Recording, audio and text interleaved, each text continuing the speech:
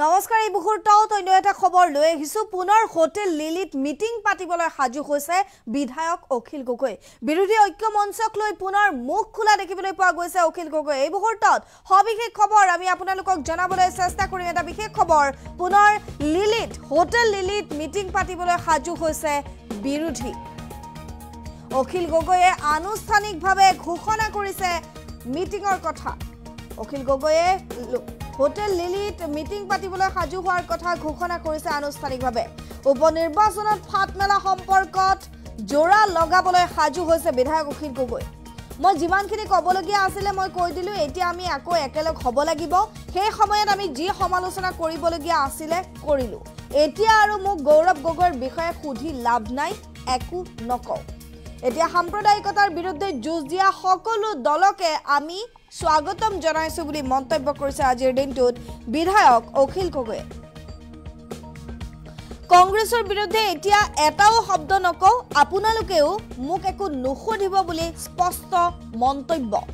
আমি একেলগ হম যিকোনো প্ৰকাৰে 26ত বিজেপিক পৰাভূত কৰিমেই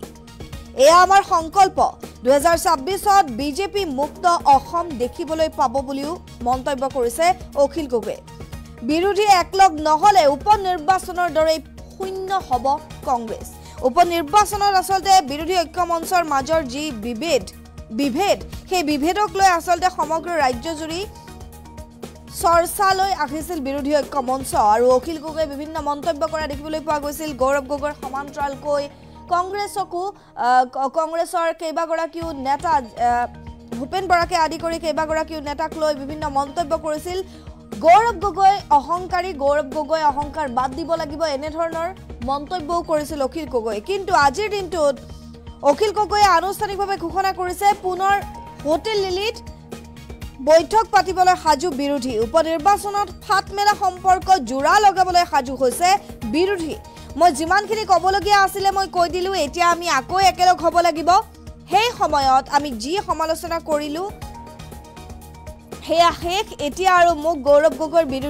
বিষয়ে সুধি একো লাভ নাই মই একো নকওঁ এতিয়া সাম্প্ৰদায়িকতাৰ বিৰুদ্ধে আমি যুঁজ দিয়া সকলো দলকে স্বাগতম জনাইছো কংগ্ৰেছৰ বিৰুদ্ধে এতিয়া এটাও শব্দ নকওঁ আপোনালোকেও মোক নুখুধিব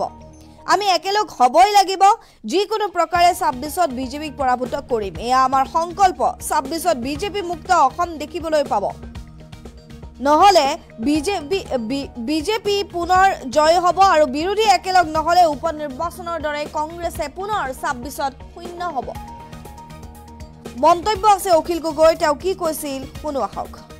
কংগ্ৰেছে যিমানখিনি ক'বলগীয়া আছিল মই কৈ দিলো এতিয়া যেহেতু আকৌ আমি একলগ হ'ব লাগিব সেইকেইদিনটো একলগ হোৱাৰ পৰিৱেশ নাছিলে তেওঁলোক কংগ্ৰেছ দল আমাৰ পৰা আঁতৰি গৈছিলে আন দলবিলাকৰ পৰা গতিকে সেই সময়ত যিখিনি সমালোচনা কৰিবলগীয়া আছিলে কৰিলো এতিয়া আৰু আপোনালোকে মোক গৌৰৱ গগৈৰ বিষয়ে সুধি লাভ নাই গৌৰৱ গগৈৰ বিষয়ে মই একো নকওঁ গৌৰৱ গগৈ ভূপেন বৰা ৰকিবুল হুছেইন প্ৰদ্যুৎ বৰদলৈ এই আটাইবিলাকক লগত লৈ অখিল গগৈ লুৰিণ গগৈ অজিত ভূঞা সকলোবিলাকক লগত লৈ চিপিআই চিপিএম চিপিআইএমএল সকলোবিলাকক লগত লৈ আঞ্চলিক দল বামপন্থী দল ৰাষ্ট্ৰীয়তাবাদী দল যিমানবিলাক ফেচিবাদ বিৰোধী দল আছে সাম্প্ৰদায়িকতাবাদ বিৰোধী দল আছে অসমখনত সকলোৱে একেলগে আগবাঢ়ি যাব বিচৰা দল আছে সকলো দলকে এতিয়া স্বাগতম জনাইছো এতিয়া আমি কংগ্ৰেছৰ বিৰুদ্ধে এটাও শব্দ নকওঁ আপোনালোকে মোক সুধি থাকি লাভ নাই আৰু কালিৰ পৰা এই ইলেকশ্যন শেষ হৈ যোৱাৰ পাছত এইটো চুকটো কমাই দিলো এতিয়া আৰু কংগ্ৰেছৰ বিৰুদ্ধে একো কথা ক'বলৈ নাই এতিয়া একলগ হ'ম আমি যিকোনো প্ৰকাৰে বিজেপিক 2026 চনত আমি পৰাভূত কৰিম এইটো আমাৰ সংকল্প 2026 চনত আপোনালোকে বিজেপি মুক্ত অসম দেখিবলৈ পাব কংগ্ৰেছ দলে আপোনালোকে সকলোৱে জানে যে কংগ্ৰেছ দলে আমাৰ ঐক্য মঞ্চৰ পৰা ওলাই গৈ 5টা সমষ্টিতে অকলে 5টা কেণ্ডিডেট দি দিছিলে কিন্তু 5টা কেণ্ডিডেট দি দিয়াৰ পাছত কি হ'ল সকলোৱে জানিলে 5-0 হ'ল শূন্য পালে কংগ্ৰেছে গতিকে কংগ্ৰেছে যদি এতিয়া এনেকে থাকে 26ত যোৱাবাৰ 26খন আসন পাইছিলে ন 101টা সিট খেলি লৈ 26খন আসন পাইছিলে 26খন আসন পাই তাৰে 7টা আকৌ বিজেপিলৈ গুচি গৈছিলে এইবাৰতো 26খন নহয় 6খন আসনো নাপাব যদি সেই ঐক্যবদ্ধ নহয় সেইকাৰণে কংগ্ৰেছ দলক আমি আহ্বান জনাইছো